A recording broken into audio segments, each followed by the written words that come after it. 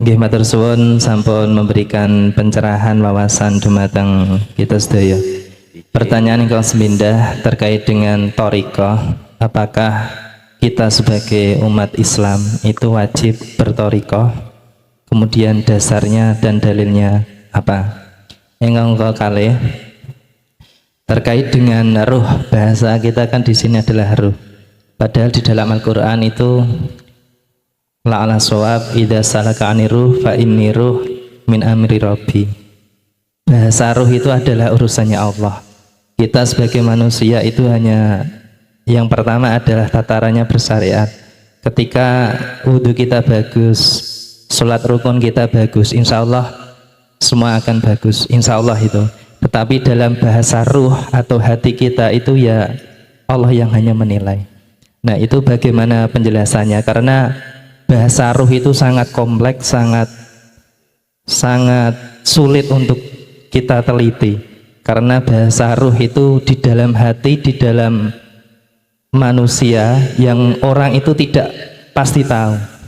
Nah, mohon pencerahannya. Yang ketiga, terkait dengan yang terakhir ini juga bahasanya cukup sangat jauh sekali. Yang terakhir tatarannya adalah la ilaha illa anna, la ilaha illa ana. Itu sudah diterapkan oleh Syekh Siti Jenar. Suatu kala beliau sedang berkholwat di gunung atau di gua, itu ada orang itu bertanya, Syekh Siti Jenar di mana? Nggak ada Syekh Siti Jenar di sini, yang adanya Allah. Kemudian bertanya balik, di mana Allah? Allah tidak ada, adanya Syekh Siti Jenar. Nah itu bagaimana hal seperti itu? Akhirnya apa? Akhirnya Syekh Siti Jenar dihukumi mati oleh para wali songo saat itu. Nah itu kalau kita bahasan seperti itu, berthariqah itu kan seakan-akan itu pembenaran sepihak. Jadi di luar sana itu tidak mau menerima. Kekhawatiran kita, apalagi masyarakat awam itu ya seperti itu. Apalagi di masyarakat awam itu syariat pun belum bisa, sudah bertauhid sampai ke titik hakikat dan makrifat itu luar biasa. Jadi untuk seperti pengajian ibu-ibu itu baru tataran syariat, bagaimana berwudu, bagaimana menjalankan ibadah yang baik dan sebagainya. Itu Pak Yai. Bismillahirrahmanirrahim. Assalamualaikum warahmatullahi wabarakatuh. Para pemirsa yang dirahmati Allah, pada perjumpaan kita kali ini kami akan menyajikan kajian dari Kiai Mukhlason Rosid atau Kuson dari Mojokerto. Marilah kita simak bersama. Assalamualaikum warahmatullahi wabarakatuh. Waalaikumsalam warahmatullahi wabarakatuh. Perkenalkan, jare nek ra kenal ra ngerti. Nggih. Nek ra ngerti kok ra ngerti namine Gusti Allah. Iya betul. Masuk. Nami kula Udi Golis, Pak. Injih. Yang saya mau tanyakan terkait tadi untuk mengenal Allah ataupun lebih dekat dengan Allah. Kita di sini hidup berdampingan dengan manusia. Bisa dikatakan dengan habluminanas. Sekecil apapun perbuatan yang mungkin tidak disukai akan disalahkan. Apabila disalahkan, apa bisa dikatakan dengan dolim. Terus yang berikutnya, jenengan yang dibahas tadi tentang hubungan kita manusia dengan Gusti Allah, habluminallah. Kaitannya dengan tadi surat Al-Baqarah ayat 187. 86 87 86. Nah, berarti KTK 186 tentang kita mendekatkan diri kepada Allah. Salah satu kita sudah menjalankan perintah itu apabila menjalankan perintah ataupun menjauhi perintah Allah itu apa bisa dikatakan sudah dekat dengan Allah itu Pak. Pertanyaannya seperti itu. Tadi jenengan yang 186 belum sampai selesai Pak, baru sampai mendekatkan. Niku yang saya tanyakan terkait untuk memantapkan dan lebih terhadap kita kalau yakinlah Pak, di sini kita semuanya yang namanya iman bisa dikatakan apa itu takut secara bahasa, tapi takut nih, takut kepada siapa? Allah, dan untuk mengingat Allah dimasukkan di dalam hati. Itu yang saya pertanyakan Pak, kaitannya dengan tadi ayat 186. Tolong diselesaikan sampai akhir, jangan sampai mendekatkan, kan ada beberapa kata yang harus disambung dalam ayat tersebut. Terima kasih dari saya, cukup sekian. Assalamualaikum warahmatullahi wabarakatuh. Waalaikumsalam warahmatullahi wabarakatuh. Ingat, disebut manusia itu ada dua unsur, jasmani dan rohani. Lewat surat Al-Baqarah ayat 208 Allah dawuh, ya ayyuhalladzina amanu dzkhulu fis-silmi kafah. Yang dipanggil, yang dihai itu orang yang beriman, bukan ya ayyuhal muslimun, apalagi ya ayyuhan nas, bukan, tapi ya ayyuhalladzina amanu, orang yang sudah beriman tapi belum ihsan. Mengapa ayatnya udkhulu masuwa sira kabeh fisilmi ing dalam agama Islam kafah hale sampurna? Berarti iman kita masih bermasalah. Saya sebut iman kita masih bermasalah, iman saya masih ada iman selain Allah dalam segi aspek apapun. Kita masih menuduh selain Allah itu bisa memberikan manfaat, bisa mendatangkan mudarat, padahal lewat surat Maidah Allah berkata malakum dzarraw wala naf'an. Selain Allah itu tidak bisa mendatangkan mudarat apalagi manfaat. Lah, ayat ini kalau iman kita belum ihsan nggak paham Pak. Mengapa? Karena kita selalu memakai logika dan logika.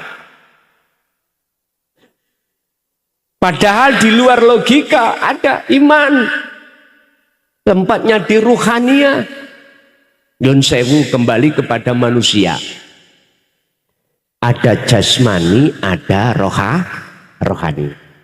Jasmani kita diciptakan Allah dari, mohon maaf, saripati tanah, nanti nek mati game over, kita kembali ke tanah. Ruhaniyah kita dari Allah nanti akan kembali ke wanafahtu, dan kutiupkan ruhku. Wis niki debat ulama-ulama terkait ayat wanafahtu niki. Nyun sewu. Maksud daripada orang yang beriman disuruh untuk masuk dalam agama Islam sempurna, kesempurnaan Islam itu ada di makrifat. Ada di makrifat. Berarti atau iman kita belum ihsan.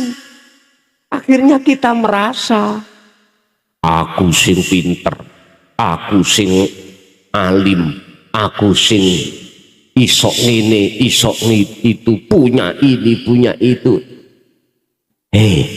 Tak kandhani sampean. Tadi lewat hadis si Rasul, la haula walaku, sifat sampean gak duwe apa-apa. Tur yo ora iso apa-apa. Oleh karena nafsu membisiki di dalam dada kita, alladzi yuwaswisu fi sudurin nas, itulah akhirnya kita diperintahkan oleh nafsu untuk ngaku, untuk ngaku. Padahal seluruhnya milik siapa? Allah toh. Terus bagaimana jotoknya, dunungnya kita kok iso ngaku-ngaku? Pertanyaannya, benar nggak kita mengakui yang semuanya milik Allah kita akui milik kita? Anak TK saja bisa menjawab, tidak benar. Karena semua milik Allah. Oleh karena kita selalu memakai logika-logika ini lupa, akhirnya kita terjebak di dalam satu kepentingan nafsu, yaitu ngaku. Qur'ane dibuka, Allahu khalaqakum wa ma ta'malun. Semua makhluk ini yang menciptakan Allah, wa ma ta'malun, apa yang muncul dan timbul dalam diri jenengan, bisa ngadeg, bisa lungguh, bisa rukuk, bisa terbangan, bisa maca Quran, bisa lesan ngomong apa, sumber iku sangka Gusti, bukan dari kita. Cuman nafsu mendorong hati kita supaya beriman, ngaku-ngaku sing alim, sing isok maca ya awak dhewe. Lah ngoten nggih. Innakum dolamtum anfusakum. Nabi Musa diutus oleh Allah ke kaum untuk mengatakan, ya qaumi, kaumku, Al-Baqarah 54. Innakum dolamtum anfusakum, sesungguhnya kamu itu zalim pada dirimu sendiri, yaitu tadi cara kula ngaku. Kalau ini ku biarkan, masya Allah Pak, ning ati akhirnya muncul rasa ujub, rasa rumangsa pinter, rasa rumangsa alim, rasa rumangsa bisa ngene bisa ngono. Nek ini dibiarkan, fi qulubihim maradun fazadahumullahu, penyakit ini penyakit kalau dibiarkan enggak ndang lekas hilang, malah bertambah. Akhirnya kula takabur, rumangsa luweh mulya daripada orang lain, rumangsa luweh alim daripada orang lain, padahal kabeh iku parane sangka Gusti. Gak sadar kita. Pun kembali kepada insan. Jasad kita diatur Allah dengan hukum syariat lewat nabi dan rasulnya masing-masing. Kita nabi yang terakhir Rasulullah Muhammad sallallahu alaihi wasallam berarti mengikuti syariat Kanjeng, disuruh ngatur lewat hukum syariat jasmani iki Pak. Hafidhu ala sholawah was sholatil wusta, menjalankan perkara yang diperintah, lebih-lebih wajib sholat 5 waktu. Ditoto ning hukum syariat jasmani, duhur asar isya maghrib subuh, duhur asar maghrib isya subuh. Hafidhu ala sholawah, tegakkanlah sholat 5 waktu ay al maktubah teng mriku. Iku jasad Pak. Saiki ruhaniyahnya. Dari pertanyaan apakah ketika kita meninggalkan larangan dan menjalankan perintah secara syariah jasmani itu bisa mendorong hati kita dekat pada Allah, tak jawabkan ditegas, tidak bisa. Wis, jenengan terima gak terima terserah. Buktine Pak, gak usah ngomong wong liya, saya sendiri. Iya, tekun Pak syariat kula Pak. Mohon maaf miturut kula, wong kula niki sik ngaku-ngaku. Iya toh? Salat gak tahu bolong, zakat apalagi, puasa nggak tahu Pak, diutang, haji pentahun misali, tak jamin gak iso Pak mendekat. Bukti ini apa? Bukti ini sederhana mon. Sholat itu aku sik kelingan perkara sak liyane Gusti, gak bisa menjamin. Sebab apa? Ruhaniyah ini punya mata, jasmaniyah juga punya mata. Allah kasih jasmaniyah mata ini disebut ainul basyariyah untuk bersaksi terhadap makhluk. Ruhaniyah kita Allah kasih mata namanya ainul basyirah untuk bersaksi hanya terhadap wujud Gusti. Bagaimana mungkin ruhaniyah saya bisa melihat wujudnya Allah, minimal merasa Allah itu dekat lah mripate ati kula niki wuta. Nggak bisa. Allah terasa dekat nggak bisa. Tetep apa jare sing ngecat Lombok di sana. Dawukur ya, nduding dukur ya. Allah ide ngomongin dawukur kono. Pun gak apa-apa iku proses. Ngoten lho nggih ya. Proses. Pertanyaan tadi, makanya saya menjawab dari pertanyaan Bapak tadi, apakah kita meninggalkan larangan dan perintah secara jasmani ini bisa menghadirkan hati untuk Allah terasa dekat? Enggak bisa. Jikalau tidak menyentuh terhadap rohani sampean, enggak bisa. Urusan diterima atau tidak rapopo.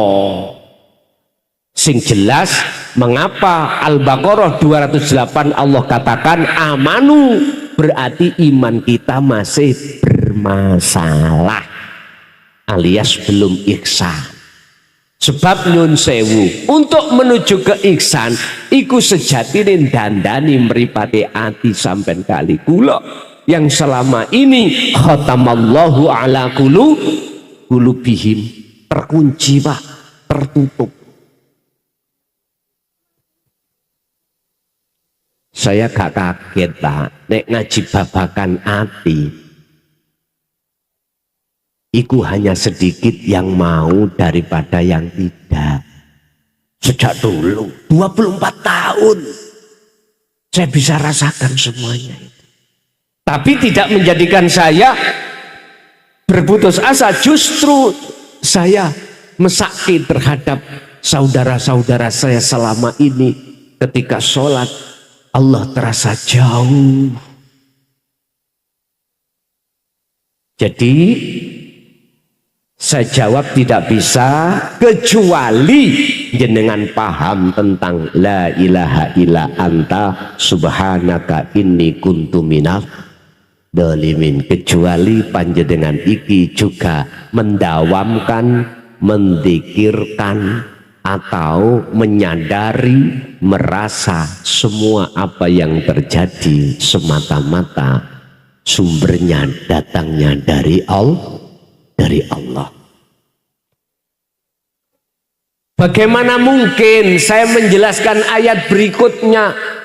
Iku mang tasik wakaf. Ya. Bagaimana mungkin saya teruskan untuk ayat yang seterusnya? Ketika kamu meminta terhadapku, oleh karena itu mintalah padaku. Gak mungkin saya teruskan ini Pak, karena kita prosesnya masih idza sa'alaka ibadi, belum merasa kalau Allah itu dekat. Saya harus menjelaskan bagaimana caranya Allah terasa dekat. Bahasa sederhana saya gini Pak, apa mungkin saya membawa pelajaran orang-orang yang ada di universitas tak deleh nanggone SD? Mungkin mboten? Mboten mungkin. Prosesnya dulu ini, baru kalau ini selesai baru kita lanjutkan. Sebab di situ kan ayatnya gini, Muhammad, jikalau hambaku bertanya terhadapku aku di mana, katakanlah aku dekat. Oleh sebab itu mintalah padaku, pasti ku kabulkan. Sebelum ke sini Pak, harus kita selesaikan yang di depan ini dulu. Gak mungkin kita masuk dalam meminta padaku. Wis aku takok, jenengan punya tetangga sampean punya pohon kates, sampean iki kepingin kates, kepingin mendapatkan kates, jenengan metui tonggo sampean apa langsung sampean pundut? Metui dulu toh, harus metui dulu. Kalau sampean pundut tanpa izin metui terhadap tetangga jenengan, ikut disebut malih. Ternyata Bapak Ibu, terasalah kita selama ini penjahatnya Gusti. Semua kita miliki, kita rasa kuek-kuek. Ud'uni jalu asirani ingsun, kata Allah. Artinya mengapa itu kok ingsun? Artinya jenengan kudu meduwi Allah dhisik sebelum mendapatkan sesuatu, karena sesuatu itu milik Allah. Enggak kita langsung metui ngambil perkara yang kita minta. Iki nek cara etika adab tata krama mboten gadah tata krama. Jadi nyuwun sewu tak luruske, ayo dulu kita belajar untuk bagaimana Allah terasa dekat. Kalau Allah sudah terasa dekat, tinggal sak klik Pak, ketemu. Nek wis ketemu ya sudah. Astajib laku, jikalau kau betul-betul mintanya padaku, astajib, maka tak sembadani. Kepedu odilik nang Gusti Allah sadurunge ndonga. Ngoten lho maksud kula.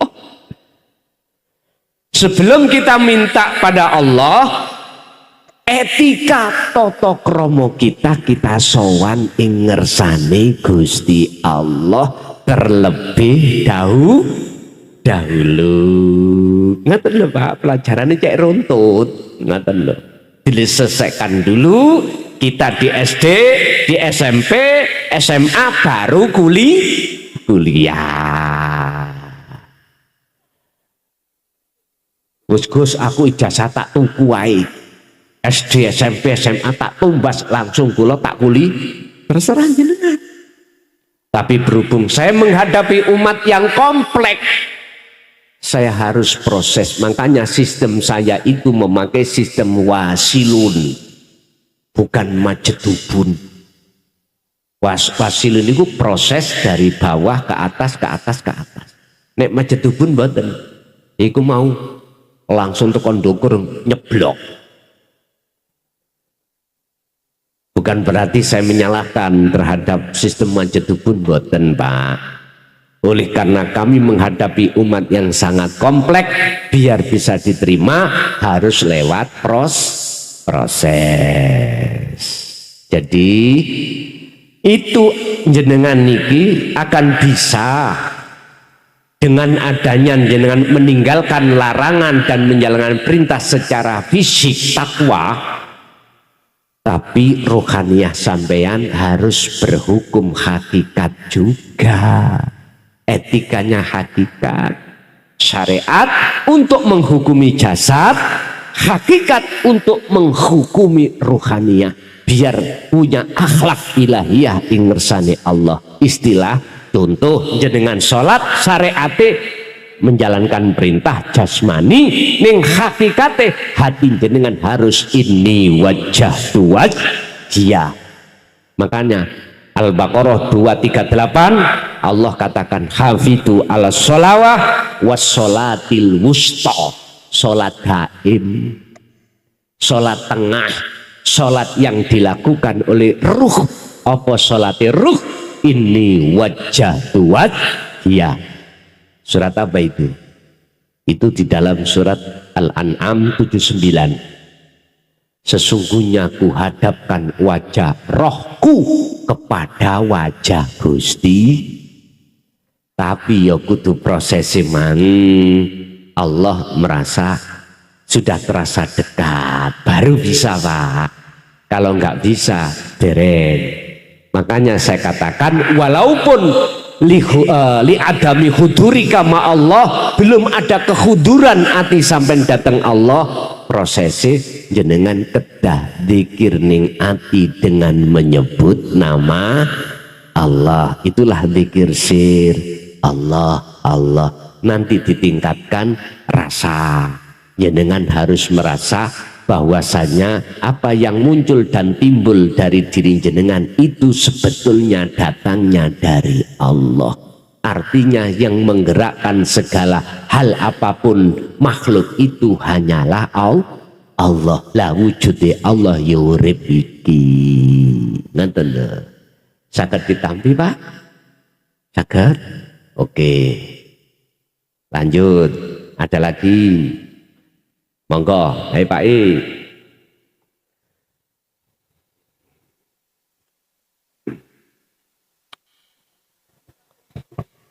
Mohon izin kula ansal rokokan den. Ansal nggih? Monggo.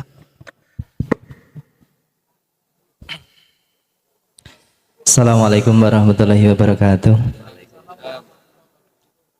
Paringi tepang Pak Yai, nami kula Ihsan. Nggih matur suwun sampun memberikan pencerahan wawasan dumateng kita sedaya. Pertanyaan ingkang semindah terkait dengan thariqah. Apakah kita sebagai umat Islam itu wajib berthariqah? Kemudian dasarnya dan dalilnya apa? Ingkang kalih terkait dengan ruh, bahasa kita kan di sini adalah ruh. Padahal di dalam Al-Qur'an itu la'ala shawab idza salaka aniruh fa inni ruh min amri rabbi. Bahasa ruh itu adalah urusannya Allah. Kita sebagai manusia itu hanya yang pertama adalah tatarannya bersyariat. Ketika wudhu kita bagus, sholat rukun kita bagus, insya Allah semua akan bagus, insya Allah itu. Tetapi dalam bahasa ruh atau hati kita itu ya Allah yang hanya menilai. Nah itu bagaimana penjelasannya? Karena bahasa ruh itu sangat kompleks, sangat sulit untuk kita teliti. Karena bahasa ruh itu di dalam hati, di dalam manusia yang orang itu tidak pasti tahu. Nah, mohon pencerahannya. Yang ketiga, terkait dengan yang terakhir ini juga bahasanya cukup sangat jauh sekali. Yang terakhir tatarannya adalah la ilaha illa anna. La ilaha illa ana. Itu sudah diterapkan oleh Syekh Siti Jenar. Suatu kala beliau sedang berkholwat di gunung atau di gua. Itu ada orang itu bertanya, Syekh Siti Jenar di mana? Nggak ada Syekh Siti Jenar di sini. Yang adanya Allah. Kemudian bertanya balik, di mana Allah? Allah tidak ada, adanya Syekh Siti Jenar. Nah itu bagaimana hal seperti itu? Akhirnya apa? Akhirnya Syekh Siti Jenar dihukumi mati oleh para wali songo saat itu.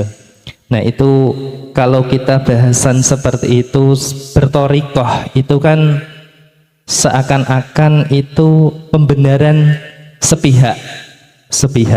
Jadi di luar sana itu tidak mau menerima.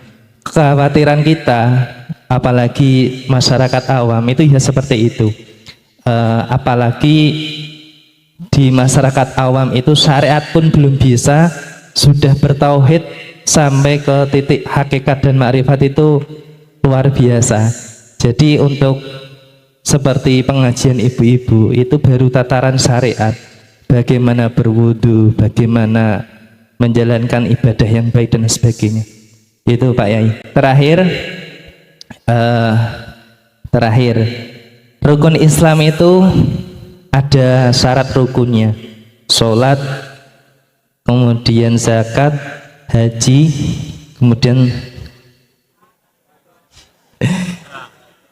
termasuk apakah syahadat itu juga wajib ada rukunnya. Terus kemudian yang seperti apa rukun syahadat seperti itu. Jadi mohon keterangannya. Terima kasih matur suwun kata panjenengan wal afa minkum. Billahi taufiq. Assalamualaikum warahmatullahi wabarakatuh. Waalaikumsalam warahmatullahi wabarakatuh. Pun matur suwun. Gue nek lali pertanyaan sing wakeh mau ilingno. Kita harus paham dulu apa syariat, thariqat, hakikat, makrifat. Kita paham dulu. Kita pahami dulu, lalu kita ngen-ngen dan seterusnya.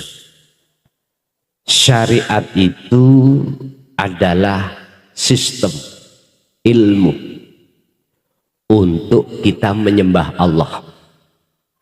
Ilmu. Contoh, sholat. Kalau kita tidak bersyariat, berilmu, paham tentang sholat, tetap hukumnya tidak sah. Nah, ngoten nggih, miturut kacamata syariat. syariat. Kita harus memakai dua kacamata, Pak. Pandangan manusia dengan pandangan Allah. Pandangan jasmani dengan pandangan roha. Pandangan syariat dengan pandangan hakikat. Kita jangan pakai hanya kacamata satu saja. Kalau kita pakai kacamata satu, pasti kita akan menyalahkan orang lain yang tidak sepaham dengan kita. Pun sampean kecok ini. Kalau kita hanya pakai kacamata satu, pasti kita akan menyalahkan orang yang tidak seakidah dengan kita. Gak usah jauh-jauh di dalam tubuh Islam. NU Muhammadiyah. Ini kalau melihat laksana seperti api di dalam apa? Apa ya? Nek ngarani iku. Dedek niku lho napa jenenge? Katul. Kan mboten kelihat api ini toh. Tapi di dalamnya mowo. Nyun sewu. Khilaf di dalam masalah kunut. Khilaf di dalam masalah tahlil, nggih mboten? Karena kita pakai kacamata satu. Coba kalau kita pakai kacamata dua. Pun, wis gak melakrak kudu dhisik. Syariat adalah sistem, adalah ilmu untuk mendidik jasmaniah kita. Supaya olehnya melakukan thariqah itu benar. Apa thariqah itu? Jalan. Contoh, nama sholat itu thariqah. Sampeyan takok Mbah Dimyati. Nek takoki Mbah jenengan thariqah apa? Sholat, ngaji. Saya tidak bicara thariqah mutabaroh, bukan.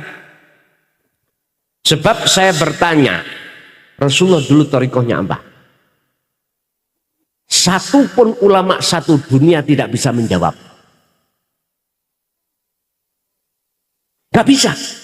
Apa thariqahnya Rasulullah ketika beliau itu bersyariah? Gak ada yang bisa menjawab. Saya sekali lagi tidak bicara thariqah muktabaroh mulai A sampai Z loh, bukan ya? Bukan. Sekarang saya jawab. Nama sholat, nama zakat, nama puasa, nama haji, ibadah makhduf. Membaca Quran, ibadah makhduf. Nama sebuah ibadah itulah thariqah. Apa sih thariqah? Jalan. Lah hakikat adalah tujuan. Jenengan sholat tujuannya nyembah sapa? Aku tanya. Allah toh? Oke. Kalau jenengan kali kula iki dikatakan sudah berhakikat, hakikat itu adalah juga tujuan untuk mendunungkan ruhaniyah supaya benar ruhaniyah sampean itu betul-betul menyembah Allah. Aku bertanya, waktu sholat jenengan nyembah sapa? Iku lak lesan sampean, ati sampean kira-kira. Nyun sewu Pak, buka surat Al-An'am ayat 7, ayat 97. Kula tulis ya. Digosok. Oh ini. Tolong biar umat Islam sadar. Nek gak sadar ya wis dudu urus aku.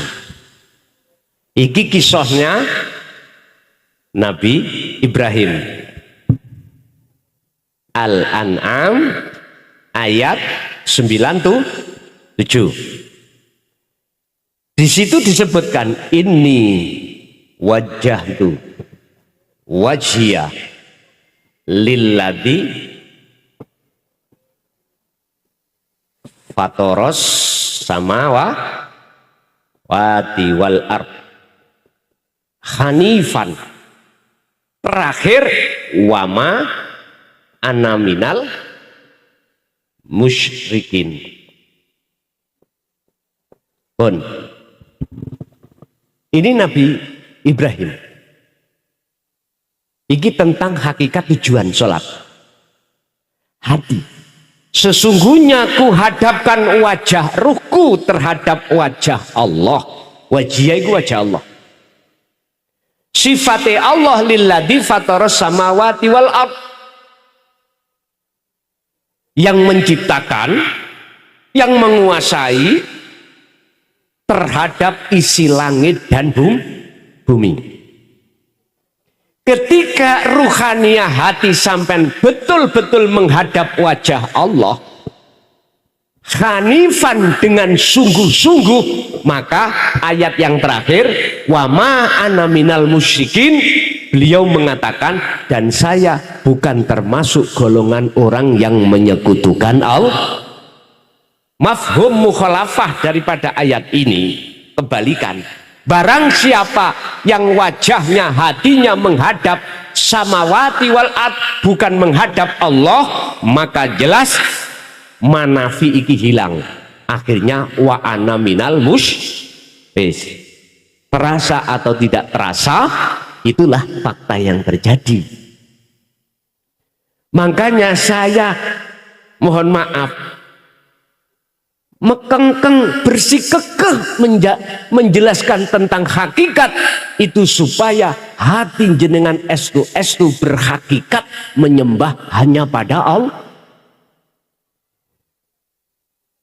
Wis sampen golek ining surat opo, ayat opo, jikalau menerangkan tentang sholat mesti memakai kalimat koma, bukan fa'ala. Walaupun koma mengikuti wazannya fa'ala. Artinya apa? Fa'ala itu melaksanakan, mengerjakan.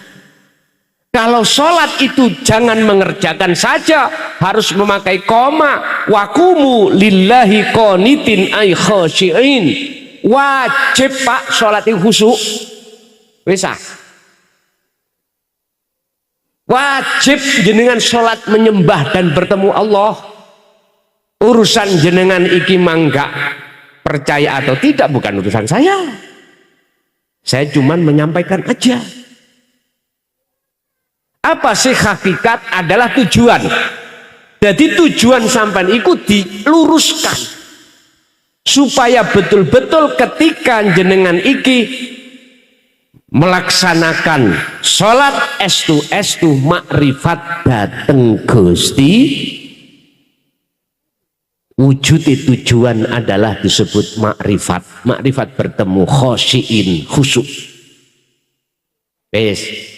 Umpama saya umpamakan syariat itu kendaraan. Torikoh yo jalan sepeda, iku syariate, dalane, entah jenengan lewat manapun kesini silakan. Apa tujuan sampean? Harus dibimbing. Kalau tidak ada tujuan, hakikatnya jenengan bawa sepeda lewat dalan ditakoi, Pak kemana? Oh enggak di tujuan.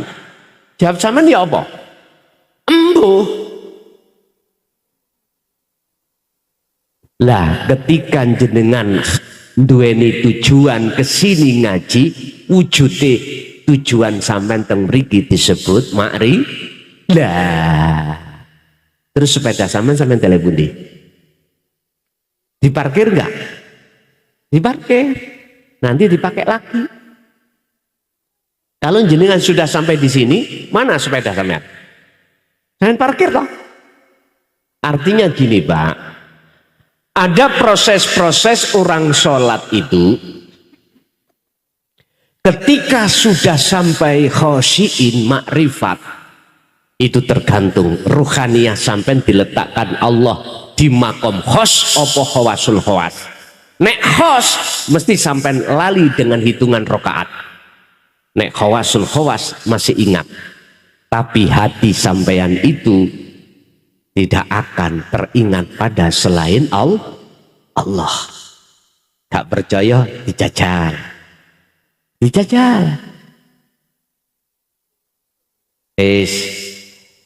Jadi mohon maaf, sebelum saya menjawab yang pertama tadi, saya harus menjelaskan satu persatu mahua apa sing disebut syariat, thariqat, hakikat, makrifat.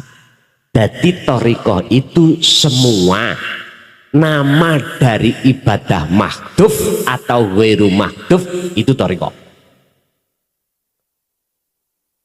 Rasulullah ketika menghadapi kondisi apapun, baik sholat, zakat, puasa, haji, atau aktivitas yang lainnya, ibadah yang tidak murni, beliau dahar, dia ngunjuk, dia aktivitas apapun, beliau jadikan itu sebagai sarana yang diberikan Allah untuk bertemu Allah. Itu Rasulullah. Berarti tak jawab thariqah Rasulullah itu seluruh ibadah mahdhuf ataupun ghairu mahdhuf. Apa mahdhuf? Ibadah murni. Salat, zakat, puasa, haji, maca Quran. Iku murni. Yang tidak murni, jenengan kerja, jenengan makan, jenengan beraktivitas apapun, itu yang tidak murni. Rasulullah memakai itu, beliau jadikan sebagai thariqah untuk bertemu Allah. Bon, terus nek takok jenengan dalilin dita wajib mlebu thariqah. Misalnya takok dalil gitu. Dalil itu apa sih? Tondo. Coba tak jawab ngenten. Sederhana mawon jawabanku lho. Jenengan wau nggo sepeda terus gak ono dalane iso tutuk kene. Halo. Jenengan betul sepeda nanti cak tujuan sampai ngaji. Terus dalane gak ono. Nyampe sini mboten? Wis iku jawabane. Enteng-entengan jawabane. Terus nek jawaban sampean cara thariqah ning Quran, buka tentang wasilah. Buka ning Quran bab wasilah, wajib kita berwasilah. Berarti wasilah itu jenengan wasilah sanate kudu sambung. Lah, jenengan wasilahnya lewat ndi? Untuk menuju nang Allah. Terserah. Thariqah sampai lewat ndi? Monggo. Makanya mohon maaf sekali lagi, saya di sini tidak ngajak debat. Ya, saya di sini mintanya dialog, ya, supaya bisa saling mengisi. Nek debat, kan marine. Sampai subuh mekengeng dewe. Sehingga tadi ada muncul kalimat iki masyarakat umum. Lah wong syariate durung teteh kok kate nang tauhid hakikat marifat. Nyuwun sewu, jenengan berani menjamin ketika ibu-ibu sing tua-tua ini meninggal belum berhakikat marifat, sampean wani jamin? Wani jamin enggak keselamatan beliau? Ayo buka di dalam surat Al-Isra ayat 72. Wis ben clear mesisan.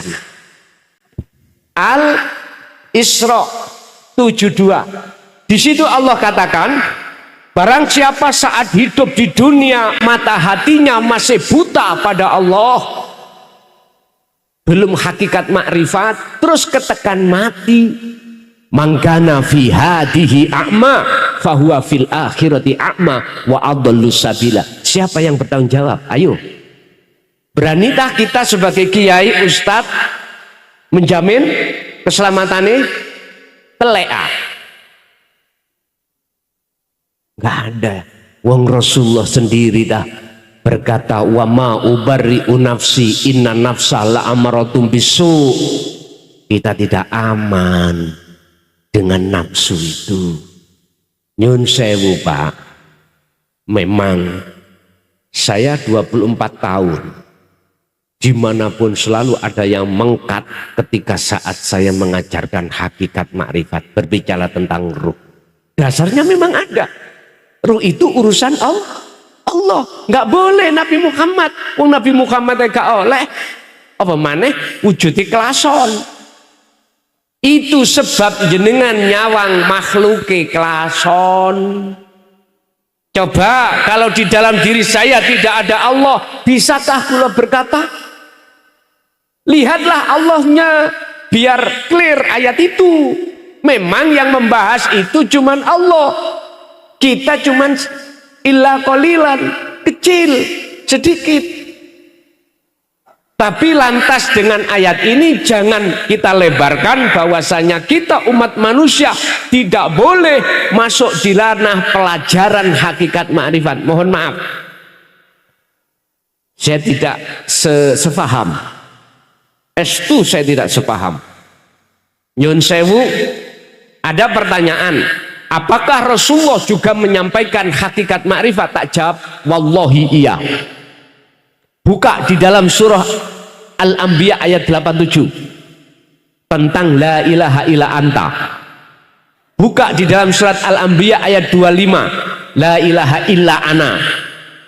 Wa ma arsalna min qablika mir rasulin illa nuhi ilaihi annahu la ilaha illa ana fa'budun. Muhammad, dalem Gusti, aku tidak pernah mengutus utusan sebelummu bahkan terhadap dirimu kecuali harus mengemban, menyampaikan, menjelaskan tentang hakikate, tentang makna, tentang maksud la ilaha illa ana. Nek tidak, kalau kamu tidak mau menerima dan menjelaskan, maka jangan jadi rasulku. Buka lagi, mohon maaf, surat Al-Ikhlas ayat 1, kul huwallahu ahad. Katakan Muhammad, jelaskan tentang masalah Allah itu ahad, esa, tunggal. Mohon maaf, hakikat nek dengan syariat dengan hakikat nek gak podo-podo nggawa kacamatane loro mesti gelut. Laksana air dengan misi. Karo-karone kudu nggawa. Nek nggawa clear. Nek nggawa clear, Pak, temenan. Makanya nyun sewu, tadi sudah saya katakan, kita manusia tidak hanya jasad, juga ruhania. Bangunlah jiwanya, bangunlah badan untuk Indo. Lagunya kebangsaan ngono toh. WR Supratman ya. Qur'annya yang ngomong. Surat Al-Qasas ayat 77. Wabtaghi fima atakallah darul akhirah, urusan akhirat, urusan rohania harus sampean cari. Tapi urusan dunia jangan kau tinggalkan. Loh ini lho maksudnya. Jadi nyun sewu Bapak Ibu, memang secara Quran muhakamah ada ayat hujah yang mengatakan tentang roh itu hanya urusane Gusti. Memang ya. Tapi lantas jangan jenengan mandang makhluknya Nabi Muhammad. Pandanglah hidup yang menguasai Nabi Muhammad itu siapa. Nek jenengan mandang kula makhluk gak ketemu dengan ayat ini, tabrakan. Tapi nek sampean bisa memandang Allahnya, sebab Allah tanpa ada pada diri kita, coro saya gak mungkin kula saged nyontot, saged ngomong lho gak iso. Tapi nafsu selalu menghujam dalam hatiku untuk aku disuruh untuk ngaku. Ya ini loh. Bagaimana mungkin kita akan bisa memandang Allahnya lawang mata hati kita masih buta. Akhirnya jatuhnya iman kita yang memberikan pengajaran la ilaha illa anta iku makhluk. Ya ini lho Pak, ndadekno gelut iku ya ndok kene. Terkait masalah siapa? Sesiti Jenar dengan Wali Songo. Jenengan lak jari sejarah toh. Nggih mboten? Ya apa gak lakan gorong roh. Kita semua kan jari ini. Nggih mboten? Kita jari sejarah sing ono film.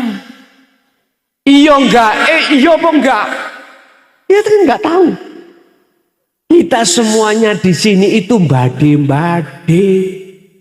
Nyun sewu Pak, mohon maaf tidak ada ceritanya ala inna auliya Allah la khaufun alaihim walahum yahzanun, saling membunuh, enggak ada. Kalau boleh saya katakan, itulah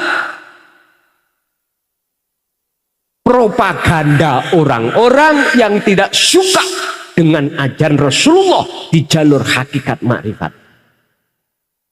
Kalau boleh saya katakan ya, kalau boleh. Saya tidak menyalahkan apa yang ada di film itu.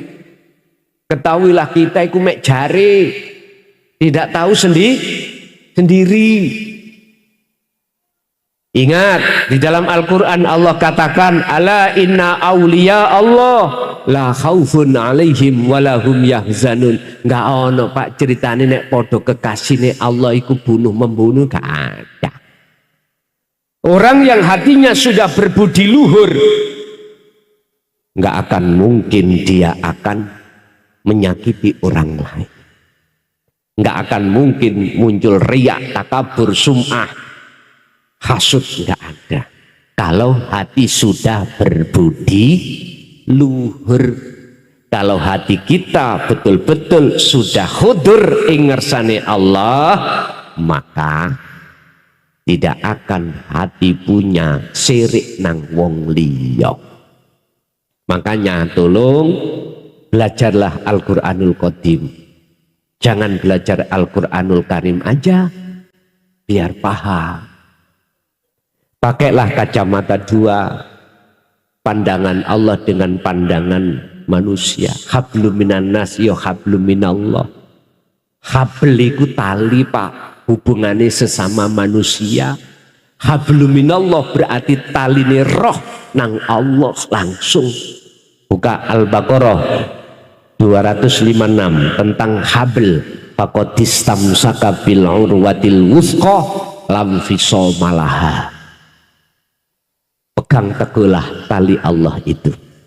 Jikalau kau ingin hatimu tidak akan pernah diprovokasi oleh nafsu, pegang tali Allah. Mana sih tali Allah? Jawabannya satu. Wa may yakfur bitauhid wa yu'min billah, itulah zikir. Jadi yun sewu, miturut pandangan saya, kejadian di film itu antara Raden Said yang disebut Sunan Kalijaga membunuh terhadap siapa? Siti Jenar itu bohong. Kalau sama-sama kekasih Allah. Estu Pak.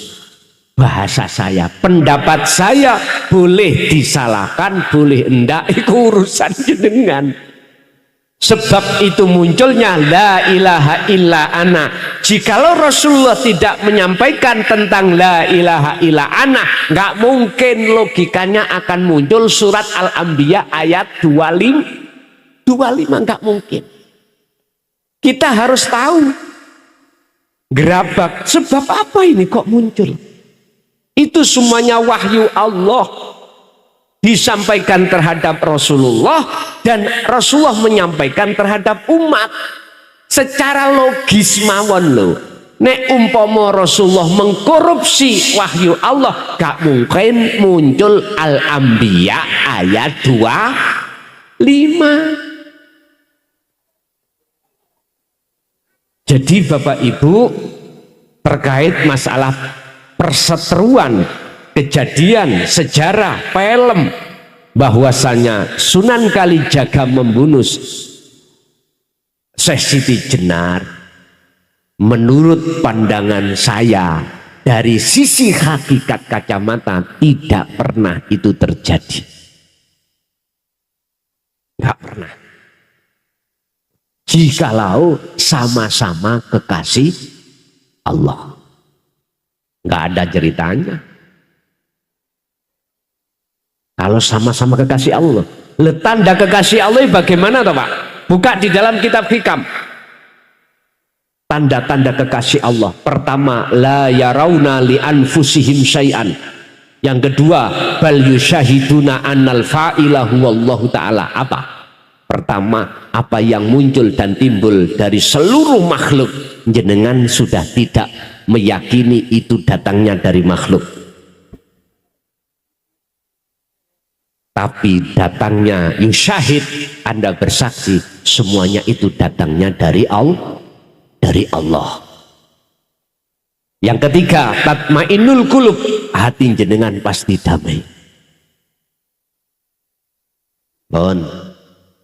Yang ketiga terkait masalah rukun Islam. Ya, mulai syahadat, sholat, zakat, puasa, haji. Pertanyaannya, apakah di dalam syahadat itu ada rukun? Apa sih syahadat itu? Persaksian. Bersaksi, melihat, bersyuhud. Tinggal jenengan ini melihat siapanya, bersaksi terhadap siapa. Bersaksi yang benar, yang menyaksikan wajib tahu siapa yang disaksikan. Siapa yang kau saksikan? Asyhadu an la ilaha illallah. Allah yang bagaimana? Pokoknya Allah, ya jangan gitulah. Jangan diantem pokoknya. Ya dialah yang menciptakan langit dan bumi. Iya, masyarakat TK ya paham. Cuman maksudnya yang bagaimana bersaksi itu. Iman kita, percaya kita terhadap Allah ada dua. Nurul iman dan hakul iman. Iman kita percaya Allah itu yang menciptakan jari ini. Jari mana? Jari kitab, jari Quran. Oke. Itu proses kita gak salah, tapi jangan berhenti. Jari itu piye carane sampai bisanya membuktikan. Satu contoh, saya kasih tahu. Pak, saya tadi lewat tol, keluar tol Sragen. Di situ ada kecelakaan. Saya jenengan tak kabari, jangan iman. Percaya. Karena apa? Karena saya kasih tahu kabar. Tapi iman sampai niki seuglak-ugli. Tidak tahu sendiri. Yang jenengan harus ke tol sana buktekno. Kalau jenengan tahu sendiri, maka iman sampai kokoh. Artinya saya sampai tak kasih tahu. Innallaha huwa rabbi wa rabbukum, sesungguhnya Allah iku Tuhanku dan Tuhanmu. Fa'buduh, mongko nyembah sirohu ing Allah. Tak kabari. Lah sampean yo akhirnya beriman, langet enggak? Lah maksudku ojo berhenti di situ, buktekno. Allah yang manakah yang harus jenengan sembah? Ini jalannya Pak, satu-satunya jenengan harus memahami tentang pendidikan hakikat di dalam ruhaniyah jenengan. Makanya mengapa di dalam Nahdien itu ada ilmu tasawuf, ya, ada ilmu hakikat, ilmu tauhid. Tujuannya itu untuk mendidik umatnya itu bisa mengesahkan Allah. Rasulullah menyampaikan, oke, walladzi arsala rasulahu bil huda wa dinil haq. Nah ini, dialah Allah yang mengutus utusannya Muhammad bil huda dengan membawa petunjuk wa dinil haq, aidinu tauhid. Tujuannya supaya jenengan bisa mengesahkan Allah hatimu. Liyudhirahu ala dini kulli, untuk mensucikan hati sampean kali kulo yang selama ini kita itu dalam belenggunya hawa nafsu. Walau karihal musyrikun, walaupun ditolak, dibenci oleh umatnya, maka Rasulullah tetap menyampaikan. Makanya saya 24 tahun ini Pak, umpama ditimbang sing benci ambek sing purun, sing sami'na wa asoina dan sami'na wa atokna, luwih banyak iku sami'na wa asoina, menolak. Gak apa-apa, gak tak salah no. Iku hak panjenengan masing-masing. Enggak. Karena ingat, cuman ingatlah, kita di dunia hanya satu kali. Coba kembali kepada surah Al-Isra. Barang siapa saat di dunia hatinya masih buta pada Allah, terus mati, maka di situ akan buta dan gelap. Wa adallus sabila, dan jalannya lebih sesat. Ayo dingen ayat ini nggone arepe turu. Dingen. Saya tidak ada niat untuk memaksa jenengan beriman. Apa yang kusampaikan ndak Pak, iku hak jenengan masing-masing. Intine mek ngeten, jenengan kali kula iki nek selama masih ngaku-ngaku rumangsa alim, rumangsa pinter kitab, pinter nahwu, pinter sorob, pinter fikih, pinter hadis, tak jamin sampai kapanpun hati kita buta pada Allah. Tak jamin. Sampai kapanpun kalau kita masih dalam hati ada rasa pengakuan diri makhluk, tak jamin sampai kapanpun kita tidak akan pernah hati kita, mata hati kita kebuka terhadap sejatining Allah di situ. Maka kita tetap kegolong orang-orang yang khotamallahu ala qulubihi. Nggih. Ono sing kancrit enggak pertanyaan Mang? Ada sing keri? Tolong sampean elingno. Pertanyaan dari Bapak tadi lah. Sudah semuanya menjawab? Oke. Mungkin Ibu sekarang kantos ada? Kalau enggak ada tak lempar nang Bapak satu kali lagi. Tadi ada yang berdiri tadi lah. Monggo Pak. Konsultasi khusus napa pripun iki? Ya sik tahu ngaji seperti model ngenten cek tahu. Assalamualaikum warahmatullahi wabarakatuh. Waalaikumsalam warahmatullahi wabarakatuh. Biasanya lewat WA, karena ini di Sragen ya saya tanya langsung. Monggo. Perkenalkan, nama saya Sumarno dari Karangmanis, Pandak, Sidoarjo, Sragen. Ini di luar apa Gus? Di luar tema. itu tema nggih. Monggo. Cara memandang atau cara mengistimahkan memandang kita, wajah pada yang maha hidup itu dari jiwa ke hidup, atau yang hidup memandang Nur Muhammad atau Muhammad. Itu yang pertama. Niki bingung wong-wong niki Pak. Makanya ingin di luar tema Gus. Untuk yang keduanya, apakah cukup kita itu mentiadakan diri atau memfanakan diri kita, bahwa yang sebenar-benarnya itu diri kita itu tidak ada. Itu pertanyaan itu untuk mengistimahkan atau mengingat setiap harinya gitu loh Gus.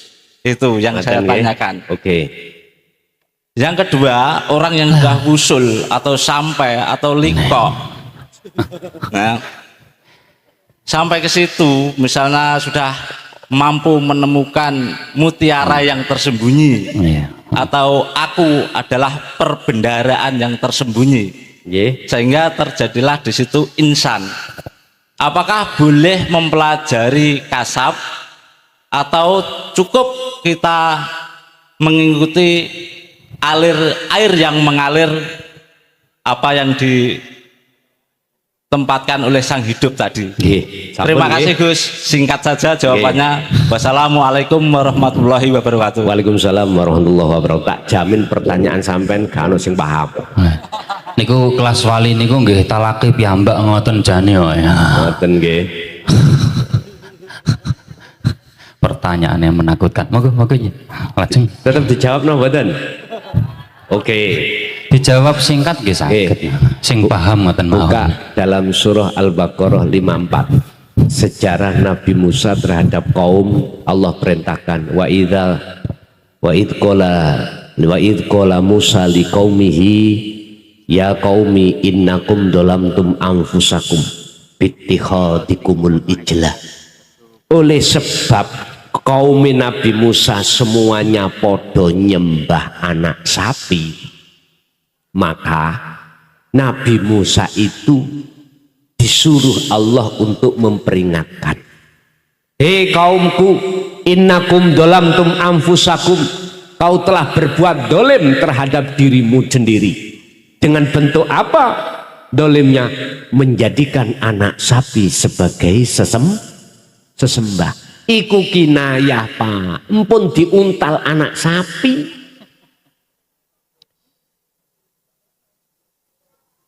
Inilah maksud ayat yang tersirat adalah kita manakala dalam hati ini ada selain Allah, berarti kita telah menggembol anak sapi, namanya pedet. Nek dijarno akhirnya gede dadi, nek wis dadi sapi belen, makanya dek wingi dibelai. Terus caranya bagaimana untuk mengeluarkan anak sapi itu dari hati kita? Teruskan ayatnya, faktulu anfusakum. Gini kok gak paham, jenengan tak jelasno. Ringkes ilangono keakuanmu sing duweni rasa iso ngene iso ngono, punya ini punya ilangono, sebab semuanya milik Allah. Itulah proses tahalli menuju tajalli. Itulah dzikir nafi itsbat. Titik. Nomor kali bab menghadap. Yang menghadap itu kalau kita melihat secara jasmani, Muhammad, dari mana kau keluar? Arahkanlah dirimu ke Masjidil Haram, karena Ka'bah di tengah-tengah Masjidil iku syariate, berarti orang umat Islam nek sholat jasate kudu ngadep Ka'bah. Asline sing ditakokno hakikate Ka'bah iku yang mana? Syariate Ka'bah iku yo kotak watu ning Mekah kalau. Sampeyan nek gak percaya, saya 2004 itu ke sana. Tak demok watu prasaku. Atos ya Pak. Atos. Iku makhluk napa kholik? Halo. Iku makhluk napa kholik? Terserah panjenengan. Kalau pribadi saya mengatakan iku makhluk, artinya makhluk kudu ketemu makhluk. Ya iki jasmani ngadepi ke karena ada kisah kiblat. Sebelum ada di Mekah Masjidil Haram, itu ada di Baitul Maqdis. Kiblat tetap jasad ngadep ke sana. Orang Indonesia harus sholatnya menghadap ke barat karena posisi Ka'bah itu di barat. Kalau nggak percaya, jenengan gaya masjid imamnya ngadep ngewetan. Nek gak didugang MUI sampean. Salah. Harus ngadep sana. Cuman ruhaniyah sampean iku harus tahu hakikat kiblat. Ka'bah iku ndi hakikate asline pundi? Ini yang harus kita cari. Makanya penghadapan itu kemana? Sehingga jenengan biar paham sangkan paraning dumadi. Paham innalillahi wa inna ilaihi rojiun, biar bisa rojiun kembali. Jenengan harus tahu jalannya kembali dan sampai pada tujuan. Tadi saya katakan ini wajah tuan. Iya, ruh jenengan, hati jenengan harus ngadep urip. Iku kudu ono cahaya makrifati dhisik. Kalau nggak ada cahayanya nggak akan kelihatan. Contoh bengi iki, ayo patenono lampune. Lak peteng. Nggih mboten. Melek mencicil ya apa gak ketok. Sampai melaku sak melaku gak ketok. Sepeda motor lampune patenono, listrik patenono, sampai meleo tetep gak rudalan. mana jalan, mana jurang, nggak akan pernah. Kalau nggak percaya nanti habis ngaji, monggo sama-sama lampu ini dipateni semuanya, ayo mulih dewi-dewi. Dan atau kalau nggak mungkin merem wis mulio merem tutuk omah mboten. Ana sing nyoting kok di viralno.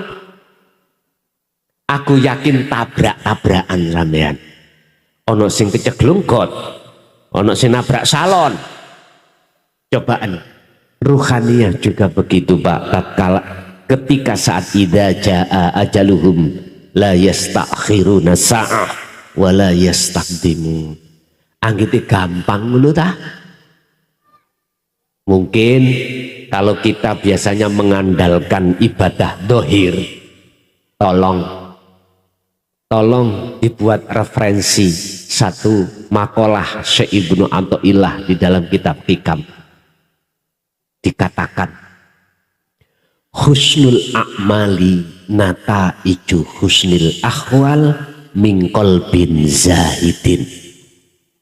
Bagusnya amal dohir yang diterima oleh Allah itu tergantung keadaan hati jenengan, keadaan ruhaniyah sampean.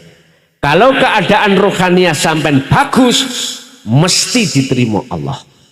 Lah keadaan ruhaniyah bagus yang bagaimana? Dikatakan min qalbin zahidin, hati yang condong hanya pada Allah.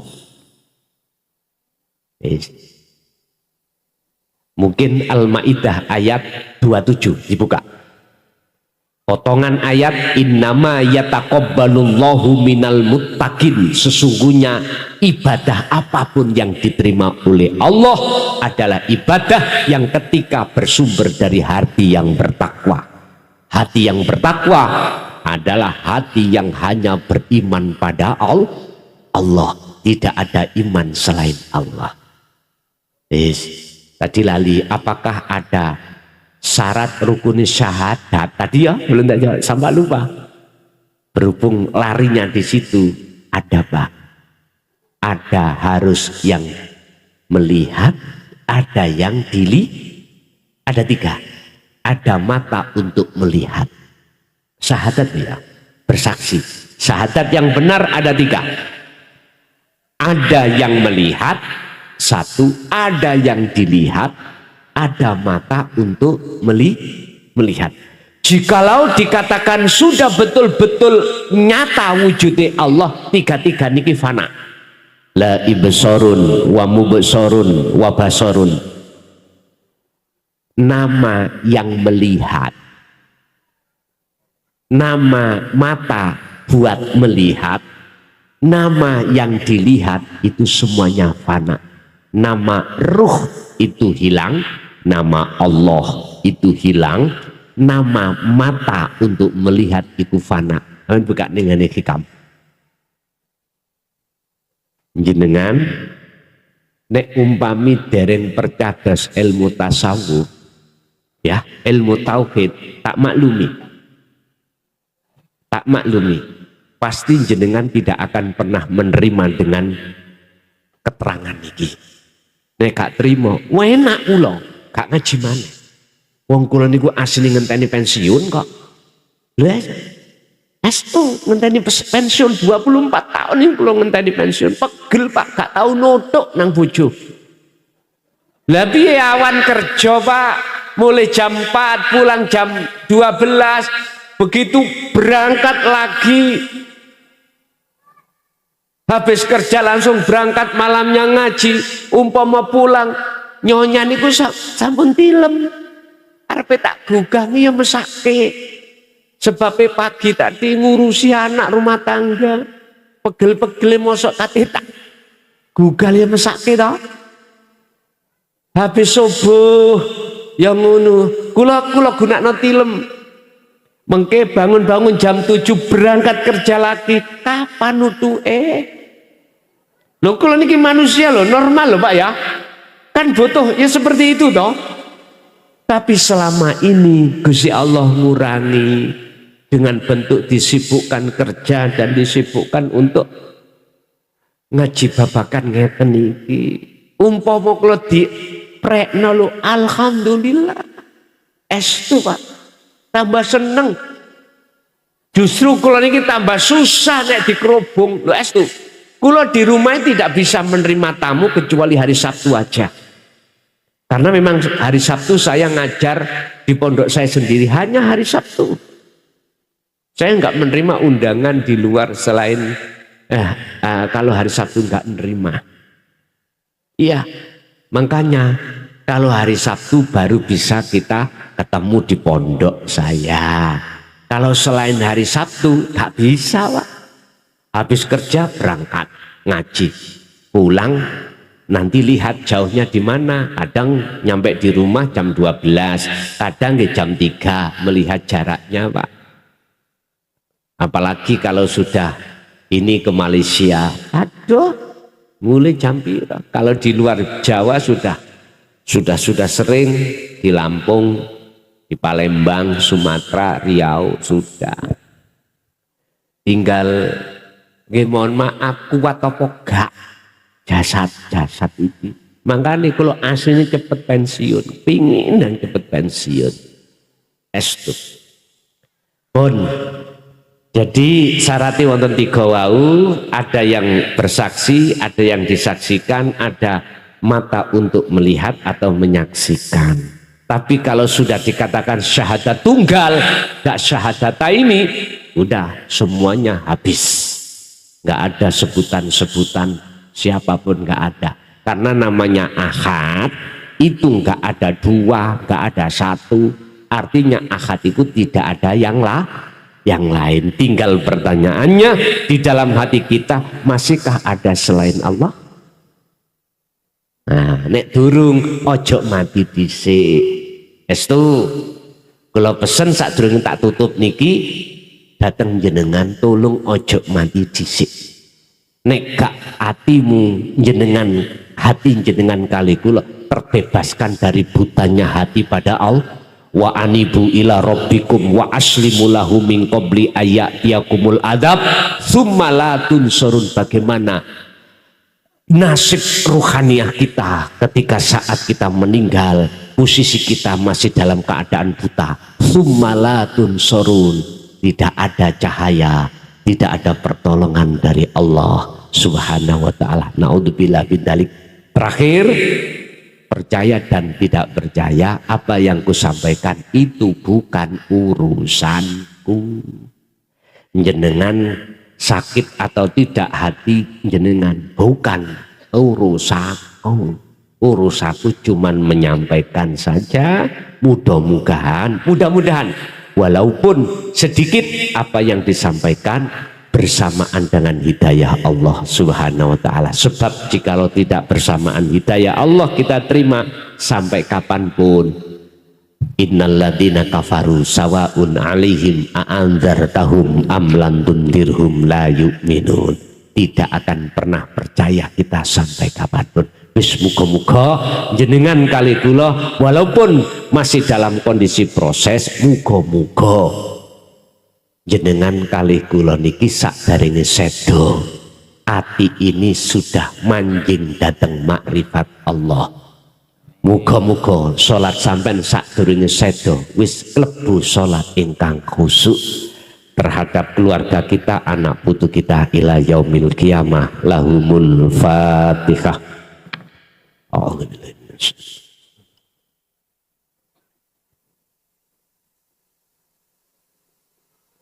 Mulai awal sampai akhir mbok pilih kata kalimat ucapan yang kurang berkenan, saya pribadi nyuwun agungi pangapunten. Akhirul kalam, hadanallah wa iyyakum wal afa minkum. Assalamualaikum warahmatullahi wabarakatuh. Alhamdulillah telah kita simak bersama kajian dari Kiai Haji Mukhlason Rosyid atau Kuson dari Mojokerto, pengasuh pondok pesantren Miftahul Ulum Jaya Baru, yang tepatnya beralamat di Jalan Perjuangan, Dusun Gelonggongan, Desa Sumber Tebu, Kecamatan Bangsal, Kabupaten Mojokerto, Jawa Timur. Beliau adalah gambaran ulama muda yang mampu menjembatani nilai-nilai keislaman tradisional dengan pendekatan modern. Kajian beliau menekankan pada pendidikan holistik yang fokus pada ilmu tauhid dan tasawuf. Beliau juga menekankan pentingnya mempelajari Islam secara mendalam, tidak hanya aspek lahiriah saja, tetapi juga batiniah. Beliau juga mengajak pendengarnya untuk mempelajari Islam tidak hanya secara tekstual saja, tapi juga meresapi maknanya secara spiritual. Semoga kajian-kajian dari beliau bisa kita petik hikmah dan manfaat, sehingga bisa membawa keberkahan pada hidup kita di dunia dan akhirat. Amin, amin, ya Rabbal Alamin. Akhirul kalam, wassalamualaikum warahmatullahi wabarakatuh.